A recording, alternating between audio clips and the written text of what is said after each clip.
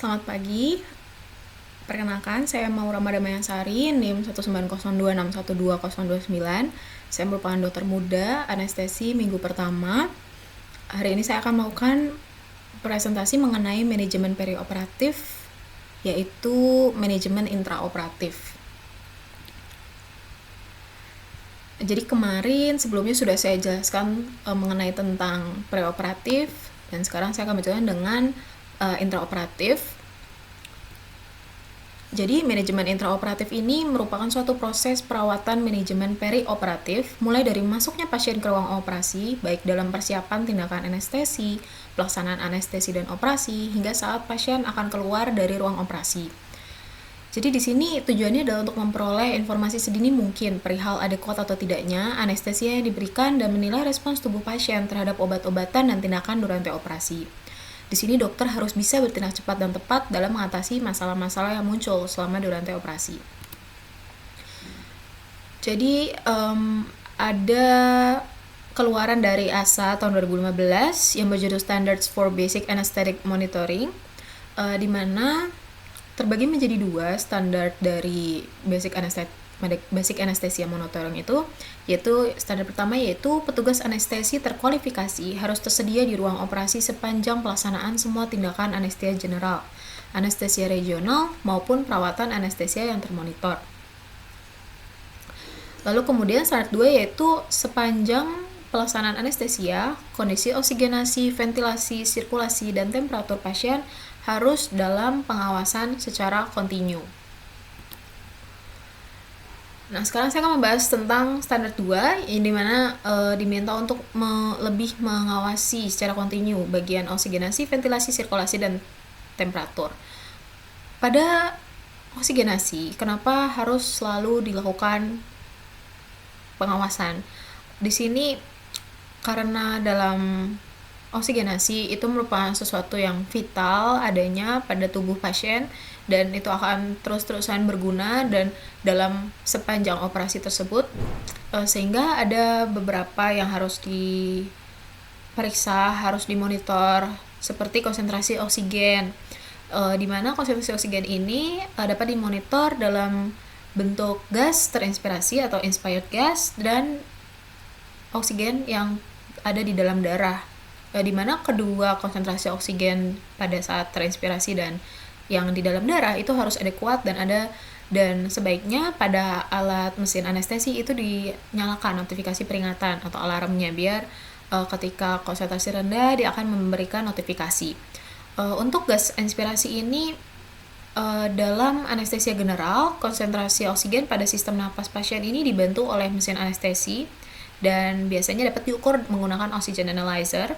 Sementara untuk gas darah ini dalam semua jenis anestesia itu perlu dilakukan asesmen oksigen pasien minimal menggunakan pulse oximetry.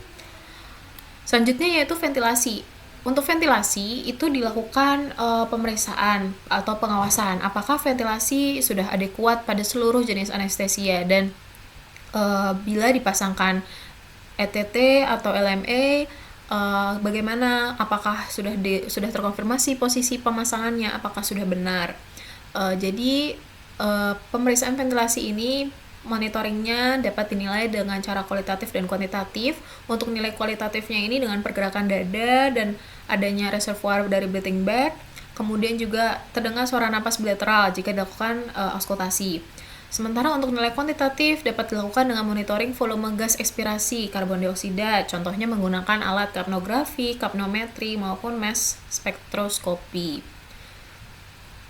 Selain itu, pada pulse oximetry ini juga dia ini memiliki suatu keuntungan tambahan, di mana selain dia ini dapat melihat saturasi oksigen pada bagian oksigenasi, namun juga dapat melakukan monitoring secara kontinu terhadap perfusi, jaringan, dan juga laju nadi, seperti itu. Kemudian sirkulasi. Untuk sirkulasi sendiri, yang pertama dapat dilakukan pemasangan monitor EKG, di mana monitor EKG ini harus memang selalu terpasang mulai dari pemberian anestesi hingga persiapan keluar dari operating room. Sirkulasi sendiri ini dapat dengan mudah dilakukan pemeriksaan. Pertama juga dapat dengan cara palpasi, auskultasi, kemudian dapat dilihat melalui bentuk gelombang laju nadi pada bagian EKG-nya. Kemudian juga dapat dilakukan pemasangan pulse oximetry untuk mendeteksi laju nadi juga. Kemudian juga selain itu dapat dilakukan pemeriksaan tekanan darah, yaitu tekanan darah arterial dan tekanan darah nadi. Untuk kedua pemeriksaan blood pressure ini harus dievaluasi minimal setiap 5 menit, dan pasien dengan anestesi general itu harus diperiksa dengan palpasi nadi, auskultasi suara jantung, monitoring blood pressure arterial, atau juga monitoring nadi perifer dengan ultrasound, atau juga dengan minimal pulse oximetry, serta dilakukan pemasangan monitor invasif seperti central venous catheter, di mana untuk pemasangan invasif ini biasanya diperlukan untuk kondisi-kondisi tertentu yang sudah terindikasi sebelumnya. Selanjutnya itu temperatur. Secara rutin temperatur tubuh pasien memang harus dimonitor, terutama pada pasien yang sudah dicurigai atau diantisipasi mengalami perubahan klinis yang signifikan. Memang untuk pengukuran temperatur tubuh ini memerlukan perhatian lebih banyak, terutama karena mekanisme dari homeostasis tubuh itu terhadap temperaturnya sendiri memang menurun ketika pasien dalam keadaan di bawah anestesi. Karena beberapa obat anestesia memang mempengaruhi pusat termoregulasi tubuh. Selain itu juga untuk hipotermia dapat meningkatkan risiko infeksi dan permasalahan hipokoagulasi.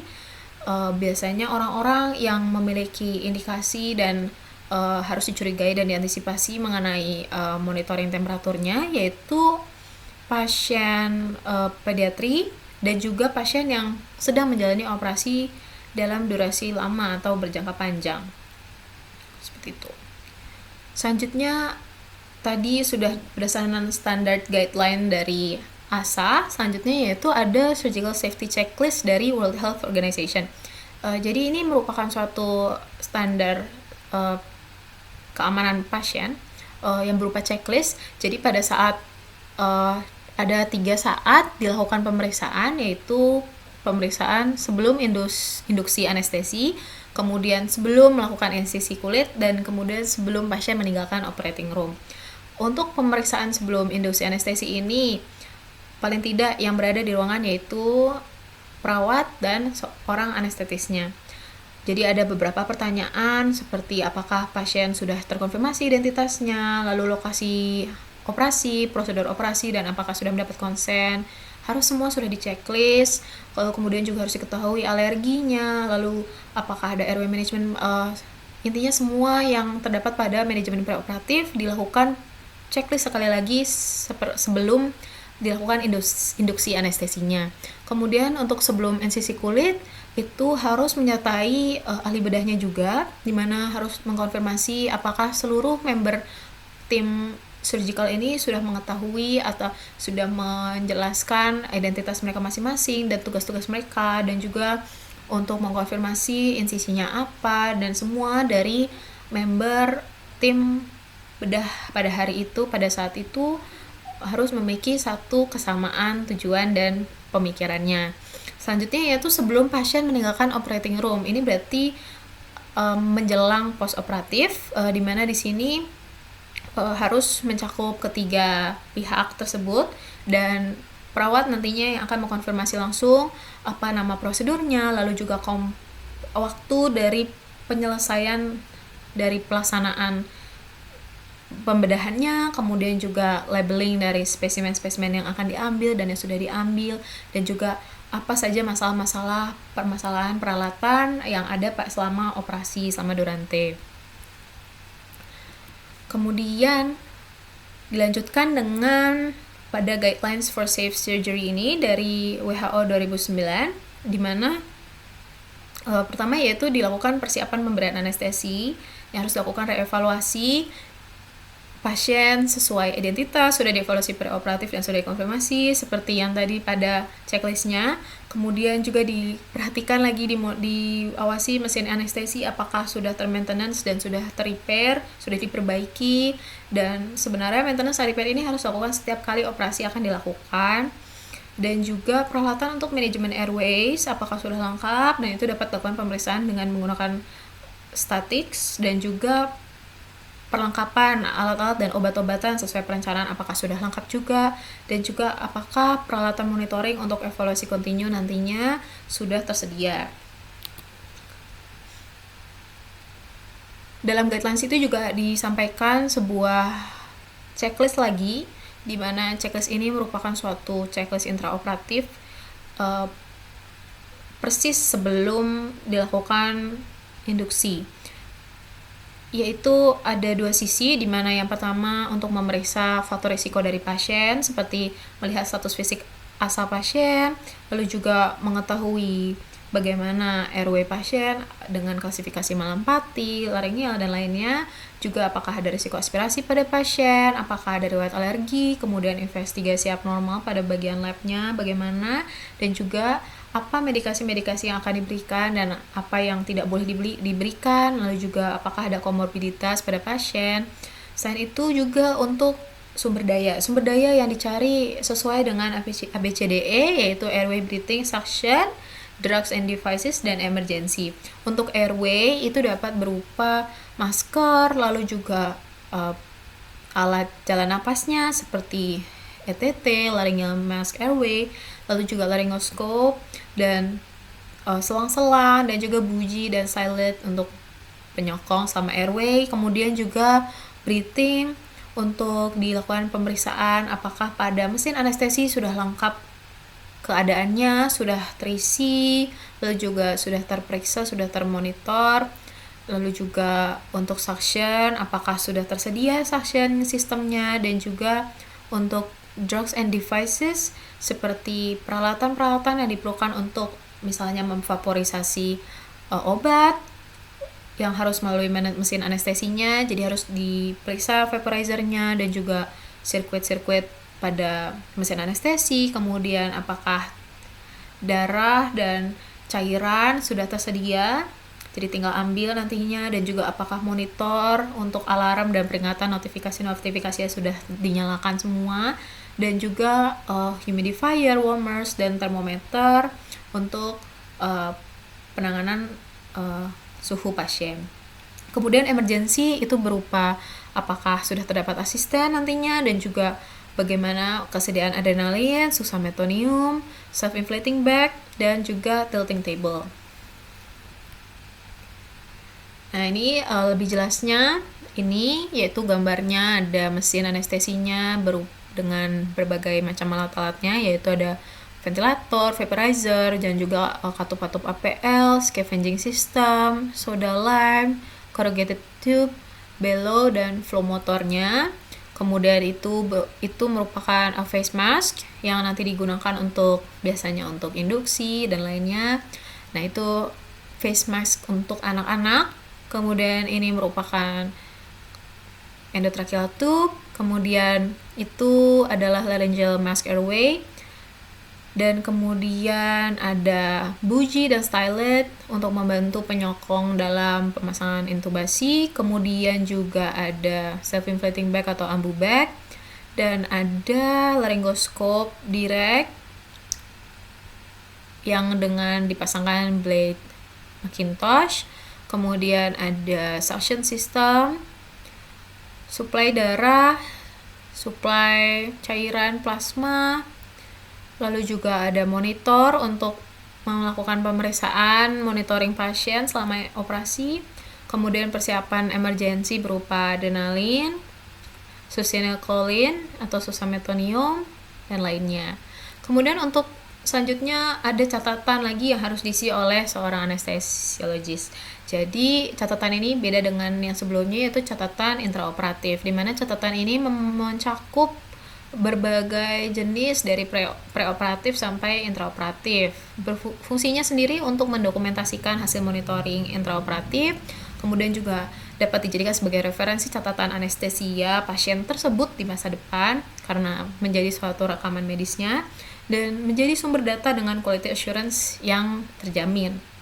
Nah, catatan ini dari atas dapat kita lihat dilihat ada usia pasien, identitas pasien berupa jenis kelamin, dan juga pengobatan premedikasi, catatan premedikasinya apa, status fisik ASA bagaimana, lalu keadaan ada status NPO, status dentition, kemudian apa pembedahan yang akan dilakukan pada durante hari ini, dan juga konsen. Selain itu juga bagaimana siapa ahli bedahnya, dan juga operasinya kapan dilakukannya, bagaimana hasil pemeriksaan preoperatifnya, dan lalu kemudian masuk ke dalam bagian intraoperatifnya sendiri, berbagai macam, mulai dari suplai oksigen, nitrous oxide, lalu kemudian pemberian anestesianya sendiri berupa halogen mungkin, atau desfluren, sevofluren, kemudian temperatur tubuh, urin, dan juga ada monitoring untuk EKG-nya, lalu juga fraksi oksigen, kemudian end-tidal dari karbon dioksida, dan juga ada apa prosedur anestesi yang dilakukan, apakah regional atau general, blade apa yang digunakan, ETT nomor berapa, dan cuff untuk monitoring blood pressure, bagaimana apakah blood pressure diperiksa dengan invasif atau non-invasif, kemudian apakah ada penggunaan fluid warmer, dan lain sebagainya. Nah, untuk selanjutnya tadi sekarang masuk ke dalam catatan anestesia intraoperatifnya sendiri. Jadi dengan lengkapnya yaitu ada waktu, dosis, dan rute administrasi pemberian obat sama intraoperatif, kemudian waktu pelaksanaan induksi anestesi, positioning, insisi bedah, dan ekstubasi harus dicantumkan semua dalam satu lembar catatan itu. Kemudian juga hasil pemeriksaan tes laboratorium dan penunjang lainnya selama dilakukan operasi. Kemudian juga jenis-jenis cairan dan produk darah yang diadministrasikan intraoperatif, kemudian keterangan prosedural yang penting seperti apakah intubasi trokeanya ada permasalahan, dan juga insesi monitor invasif. Selain itu juga apakah ada catatan khusus seperti penggunaan anestesia hipotensif atau one lung ventilation, jet ventilation, cardiopulmonary bypass, dan catatan-catatan kejadian tak diharapkan uneventful seperti major cardiac event atau adanya komplikasi-komplikasi yang tidak terduga harus dicantumkan juga, serta keterangan kondisi pasien sebelum dilakukan transfer ke recovery room atau post anesthesia care unit. Nah, untuk manajemen intraoperatifnya sendiri itu ada beberapa fitur keamanan yang harus diperhatikan dalam anesthesia workstation. Jadi anesthesia workstation ini mencakup lingkup di mana ada mesin anestesi, kemudian oksigen, dan peralatan-peralatan penunjang lainnya selama monitoring pasien dalam durante operasi. Di situ dapat dilihat seperti tadi yang sudah dijelaskan, seperti sebelumnya sudah saya jelaskan tentang adanya alarm-alarm seperti alarm low oxygen pressure apakah sudah nyala, dan itu tujuannya untuk mendeteksi apakah ada gagal suplai oksigen dari common gas inlet atau memang bagaimana. Kemudian juga ada vaporizer interlock device, dan apakah capnography and anesthetic gas measurement-nya sudah baik dan benar, dan apakah ventilasinya sudah terpasang dengan benar. Jadi ini merupakan suatu fitur-fitur keamanan dari suatu mesin anestesi tersebut yang begitu kompleksnya dan begitu banyaknya yang harus diperiksa. Kemudian selanjutnya yaitu berupa anesthesia apparatus checkout recommendation. Jadi ini berupa suatu sistem breathing, sistem high pressure, lalu juga ada sistem scavenging, sistem breathing, lalu sistem manual and automatic ventilation, dan juga final position serta monitors. Jadi ini semua merupakan checklist juga untuk selama pelaksanaan dari operasi tersebut. Kemudian anestesi yang akan diberikan ada beberapa yang akan saya jelaskan, yaitu anestesi inhalasi, di mana anestesi inhalasi ini merupakan jenis anestesi yang digunakan dalam tindakan anestesi general karena administrasi agennya ini melalui inhalasi langsung, jadi dia langsung sampai di sirkulasi pulmoner sehingga onsetnya pun cepat. Ada 5 jenis anestesi inhalan yang paling sering digunakan, yaitu pertama nitrous oxide, halothane, isofluren, disfluren, dan sevofluren. Penggunaannya sendiri terbagi menjadi 3, seperti bagaimana proses anestesi tersebut, yaitu sebagai agen induksi, maintenance, dan emergence. Untuk sebagai agen induksi, yang sering digunakan adalah halothane dan sevofluren, di mana kedua zat tersebut sangat bermanfaat untuk induksi pasien pediatri yang sulit dipasang infusnya, karena biasanya untuk pasien pediatri dan pasien dewasa induksi dilakukan menggunakan intravena. Lalu juga sevofluren itu yang sering digunakan untuk induksi pasien dewasa karena baunya terhitung tidak menyengat dan rapid onset. Sementara untuk agen maintenance sendiri, kelima jenis anestetik inhalan ini sering digunakan dan digunakannya pada semua golongan usia. Sementara untuk proses emergence-nya bergantung oleh redistribusi zat anestetik dari otak dan eliminasi oleh alveolus pulmonernya. Jadi ada satu istilah yang harus dipahami, yaitu MAC atau MAC atau minimum alveolar concentration, yaitu merupakan suatu ukuran konsentrasi minimum suatu zat anestetik inhalan pada alveolus ditunjukkan dari kemampuannya mencegah pergerakan tubuh sebagai respons stimulus umum, contohnya itu insisi bedah pada 50% jumlah pasien.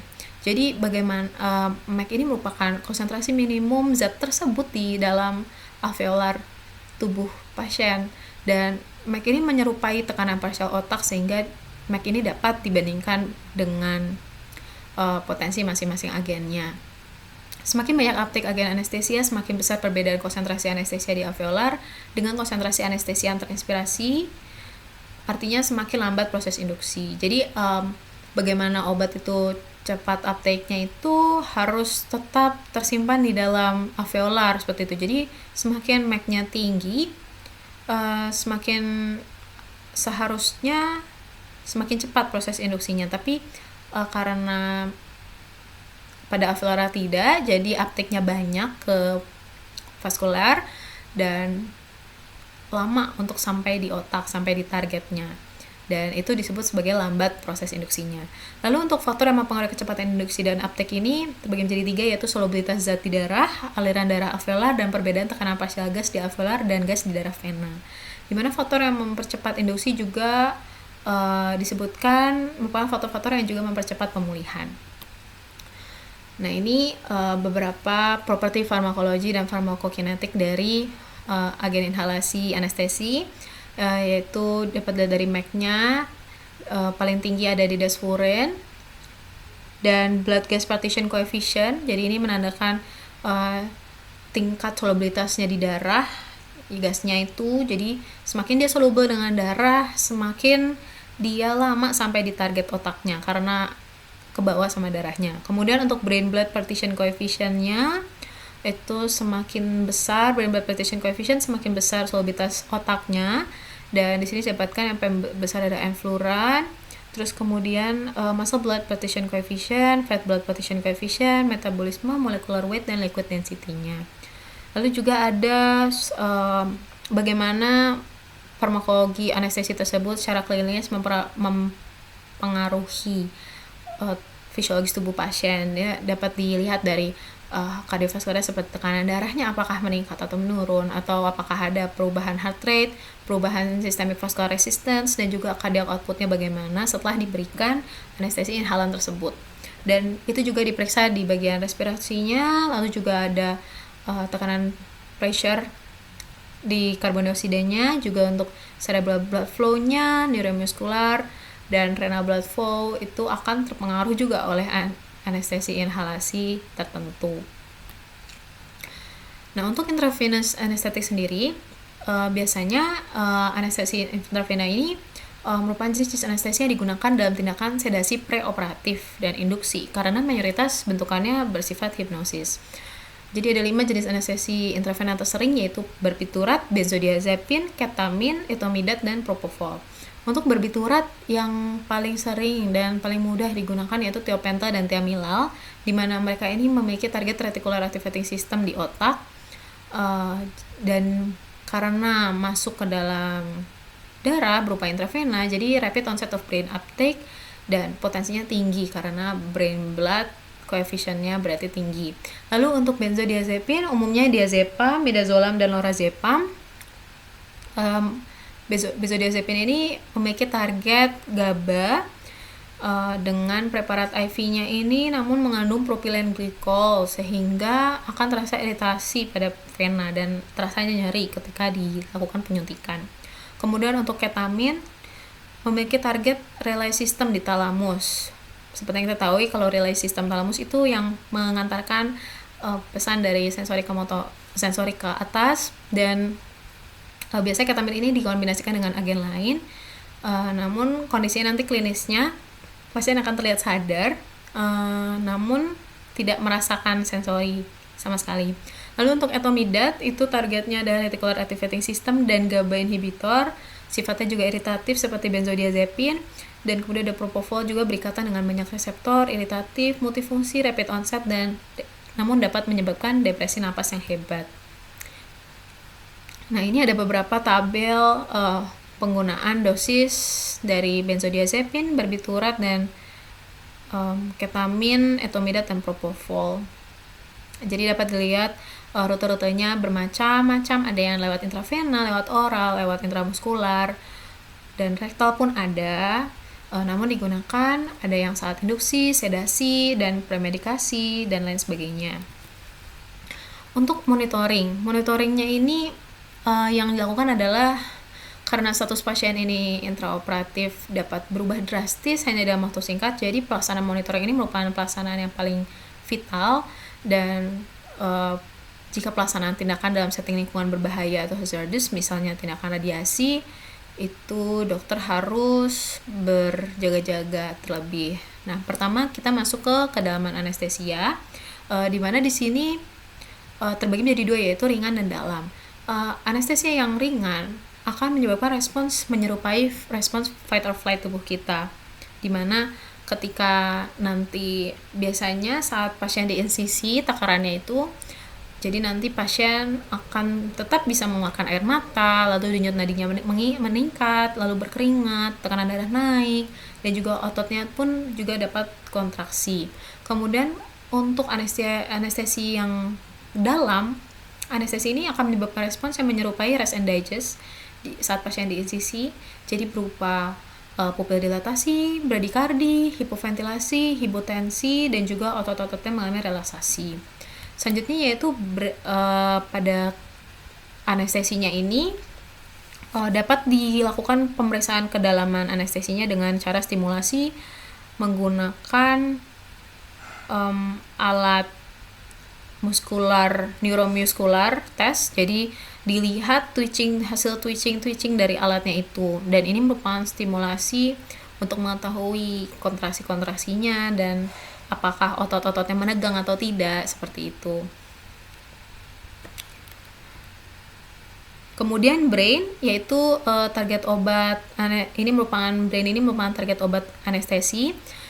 Jadi merupakan paling vital di antara semua yang vital-vital ini, dan pemeriksaannya ini bisa pemeriksaan fungsi berdasarkan jenis anestesinya. Jika anestesinya diberikan regional, maka penilaian kesadaran kuantitatif GCS, motorik, dan sensorik. Sementara untuk anestesi general, karena pasiennya dalam keadaan tidak sadar, maka dapat dilakukan penilaian fungsi neurootonom refleks pupil dan refleks fisiologisnya. Untuk breathing sendiri, sebelum breathing ada checklist yang dapat diperiksa juga untuk mencegah terjadinya pasien bangun di tengah-tengah operasi seperti itu, dan juga ada konsiderasi lainnya, serta ada bispectral index scale, di mana ini menunjukkan skala-skala kapan pasien itu masuk ke dalam tahap hipnosis dalam, lalu near suppression, dan juga fungsi memori kapan hilangnya, dan kapan pasien sadar, kapan pasien terlelap. Nah, kemudian untuk selanjutnya adalah breathing. Breathing ini berupa monitoring airway dan ventilasi. Untuk inspeksi dilihat apakah ada tidak stenosis selama durante, kemudian juga karena sudah dilakukan pemasangan kapnografi, pulse oximetry, dan mass spektroskopi, maka dilakukan penilaian dan monitoring terus-menerus. Selain itu juga melihat apakah ventilasi pada pasien, apakah spontan terkendali atau assisted with ventilator sesuai dengan apa yang sudah dilakukan dan harus dicatat. Nah, untuk blood sendiri yang harus dilihat adalah status hemodinamik pasien, di mana monitoringnya sendiri dapat dilakukan melihat sirkulasi non-invasif dan invasif. Untuk yang non-invasif, pemeriksaannya cukup dengan melakukan palpasi dan auskultasi, mendengarkan suara jantung, suara katup-katup darah, kemudian juga EKG, lalu selain itu juga pemeriksaan monitoring blood pressure non-invasif menggunakan Kaufman set, lalu juga untuk menghitung estimasi jumlah volume pendarahan. Kemudian untuk monitoring sirkulasi yang invasif dapat dilakukan invasive blood pressure measurement dengan kateterisasi vena sentral atau CVC, kemudian juga dengan kanulasi arteri radialis juga dapat dilakukan, dan kateterisasi Swankens. Nah, ini merupakan ilustrasi pemasangan kanulasi di arteri radialis, di mana pemasangannya sendiri sudah berbeda. Jadi penusukan injeksinya itu dilakukan dengan derajat 30-40 derajat, dan kemudian nantinya akan langsung dilakukan monitoring terus-menerus terhadap aliran darah dari arteri. Kemudian masuk ke bawel. Di bawel ini harus dilakukan monitoring ketat dan harus berhati-hati jika terdapat hipersalivasi pada pasien komorbid seperti pada pasien hamil trimester 2 dan 3, lalu kemudian pasien obesitas dengan BMI di atas 30 kg per meter persegi. Harus dipastikan agar tidak terjadi aspirasi cairan gaster, karena jika terjadi dapat menyebabkan aspirasi masuk ke dalam paru-paru dan intubasi jadi gagal seperti itu, sehingga harus dilakukan pemberian obat antikolinergik untuk mencegah hipersalivasi tersebut. Lalu kemudian bladder. Untuk bladder perlu dilakukan monitoring dengan kateter Foley. Jadi dilakukan insersi kateter urin ini untuk menilai output urin. Keadaan kateterisasi ini diindikasikan pada pasien dengan congestive heart failure, renal failure, lalu juga pasien-pasien dengan penyakit hepatik, lalu juga pasien yang mengalami shock. Jadi kateterisasi ini dapat berguna pada prosedur-prosedur surgical, lalu juga pembedahan aorta dan vaskular renal, kraniotomi, lalu juga major abdominal surgery, lalu juga prosedur-prosedur yang mungkin terjadi perubahan shifting cairan elektrolit tubuh seperti itu.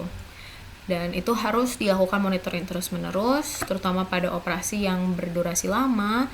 Dan juga kateterisasi ini dapat dilakukan dengan cara kateter Foley, dan juga dapat dilakukan dengan cara langsung ke bladder, langsung ke kandung kemih. Selanjutnya itu bone and skin. Pada bone and skin yang paling harus diperhatikan adalah suhu tubuh pasien, di mana temperatur tubuh ini memang memerlukan perhatian lebih banyak, terutama karena mekanisme homeostasis tubuh terhadap temperaturnya sendiri itu menurun pada pasien di bawah anestesi, karena beberapa obat anestesia mempengaruhi pusat termoregulasi tubuh.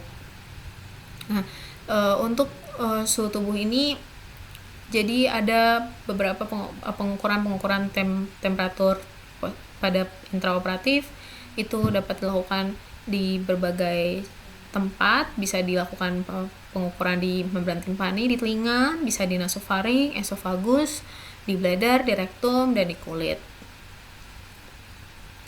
Nah, untuk monitoring ketat ini terutama harus dilakukan pada pasien pediatri dan pasien dengan durasi operasi lama, dan juga pasien-pasien seperti ini harus diperhatikan jika terjadi hipotermia dapat meningkatkan risiko infeksi dan permasalahan hipokoagulasi. Dan selain itu juga harus selalu disediakan seperti warming devices jika seandainya pasien sampai mengalami shivering dan lainnya. Untuk pemeriksaan monitoring lain-lainnya itu dapat berupa pemberian gas, oksigen, dan nitric oxide atau nitrous oxide. Juga agen inhalasi juga harus selalu dimonitor bagaimana pemberiannya, dan harus selalu dimonitor cairan pengganti dan atau transfusi darahnya. Untuk monitoring yang dapat dilakukan pemberian gas oksigen dan nitric oxide-nya, yaitu pemberiannya ini dibarengi agar tidak terlalu mengiritasi upper airway. Karena ada pada oksigen itu memiliki efek iritatif pada daerah faring-laring, dan selain itu juga dapat dilakukan penilaian saturasi oksigen, fraksi oksigen, lalu end-tidal karbon dioksida, end-tidal lainnya. Juga agen inhalasi volatile yang digunakan untuk maintenance selama operasi. Jadi administrasinya sendiri pun langsung dimasukkan melalui mesin anestesi dan itu langsung ke paru-paru. Sehingga untuk melakukan monitoring pun mudah, cukup memperhatikan dan menghitung tekanan parsial gas anestesi di mesin anestesinya tersebut dan melihat bagaimana tekanan parsialnya di otak, dan juga keadaan ini dilakukan untuk mengetahui kedalaman anestesi ini terjaga secara optimal. Selain itu juga pemberian cairan pengganti dan atau transfusi darah yang harus diperhatikan, yaitu penilaian kebutuhan cairan basal pasien. Yang ini diestimasikan dengan cara rule 421, di mana 4 pertama yaitu 4 ml per kilogram berat badan per jam untuk 10 kg berat badan pertama, lalu kemudian ditambah 2 ml per kilogram berat badan per jam untuk 10 kg berat badan selanjutnya, kemudian 1 ml per kilogram berat badan per jam untuk kilogram berat badan seterusnya. Jadi misalnya pasien yang beratnya 50 kilo, jadi berarti 10 kg pertama dihitung dengan dikali 4, lalu 10 kg kedua dihitung dengan 2 kalinya, lalu dijumlahkan, lalu sisanya berarti masih ada 30 kilo lagi, berarti itu termasuk 30 ml per jamnya. Lalu kemudian dijumlahkan totalnya. Nah, untuk menentukan kebutuhan cairan pasien ini pada preoperatif ataupun pada intraoperatif, terutama pada pasien yang sedang puasa, itu harus dihitung dengan cara kebutuhan cairan basal dikali dengan lama puasanya dalam 1 jam. Kemudian penilaian kebutuhan cairan durante operasi, jadi harus diperhatikan juga faktor jika pasiennya mengalami pendarahan, harus diestimasikan dari kontainer suction-nya dan juga melihat dari kasak dan gauze yang terendam darah. Untuk penguapan dan redistribusi internal dari cairan tubuh juga harus dimonitor. Nah, untuk memeriksa untuk mengetahui jumlah cairan pengganti atau jumlah infusan yang harus diberikan dan jumlah transfusi darah yang harus diberikan. Jadi untuk darah, pertama adalah darah yang keluar. Jika darah yang keluar ini lebih dari allowable blood loss, itu harus dilakukan transfusi. Nah, untuk menghitung allowable blood loss ini menggunakan penghitungan estimated blood volume, jadi volume darah terestimasi dikali dengan HCT awal pasien dikurangi dengan HCT target, semuanya dibagi dengan HCT awal. Nah, untuk estimated blood volume ini biasanya menggunakan rata-rata pada pria itu 75, pada wanita 65, pada anak-anak 80, pada neonatus 85 ml per kilogram berat badan. Nah, untuk pemberian cairan pengganti ada beberapa perbandingan. Jadi cairan pengganti yang kita ketahui yaitu ada cairan pengganti kristaloid dan koloid, dan ada perbedaannya dari kedua pengganti itu. Biasanya dilihat dari berat molekulnya, di mana kristaloid lebih kecil, kemudian distribusi kristaloid lebih cepat, sekitar 20-30 menit, dan artinya dia lebih cepat juga hilang dari sirkulasi, sementara koloid itu bisa 3-6 jam. Lalu faal hemostasisnya tidak ada pengaruh untuk kristaloid, sementara untuk koloid dapat mengganggu faal hemostasis. Kemudian untuk penggunaannya, biasanya kalau untuk kristaloid itu digunakan untuk dehidrasi dan juga pasien-pasien luka bakar seperti itu. Sementara untuk koloid adalah pasien-pasien dengan perdarahan masif atau yang mengalami shock hipovolemik seperti itu. Dan karena kemampuan dari koloid itu untuk melakukan ekspansi plasma, maksud saya. Jadi dia ini memang fiturnya adalah plasma expander seperti itu. Sementara kristaloid sederhana untuk memberikan nutrisi kepada pasien, menambahkan preload seperti itu. Dan untuk koreksi perdarahan sendiri, untuk kristaloid diberikan 2-3 kali jumlah perdarahan, sementara untuk koloid sesuai jumlah perdarahannya langsung. Jadi tidak, karena dia dapat melakukan plasma expander tersebut.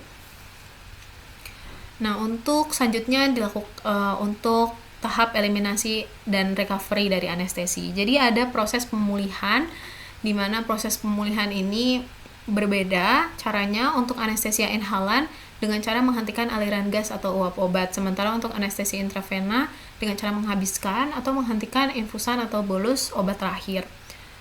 Untuk eliminasi anestesi, ini bergantung pada kecepatan penurunan konsentrasi anestesi dari otak. Dan ada 3 cara, yaitu dengan melalui biotransformasi, yaitu melalui metabolisme tubuh, kemudian transcutaneous loss melalui kulit yang mana tidak terlalu signifikan juga, dan yang terbaik yaitu rute ekshalasi, jadi melalui alveolar pulmoner kembali.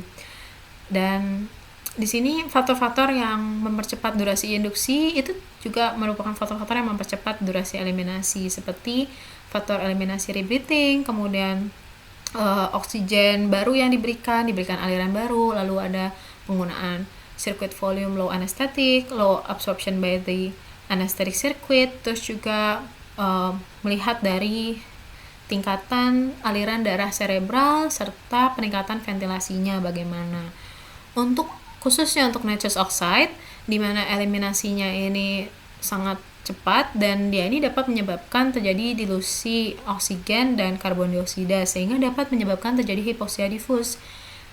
Untuk itu perlu dilakukan pencegahan dengan cara memberikan administrasi 100% oksigen setelah 5-10 menit ketika pemberian nitrous oxide itu dihentikan.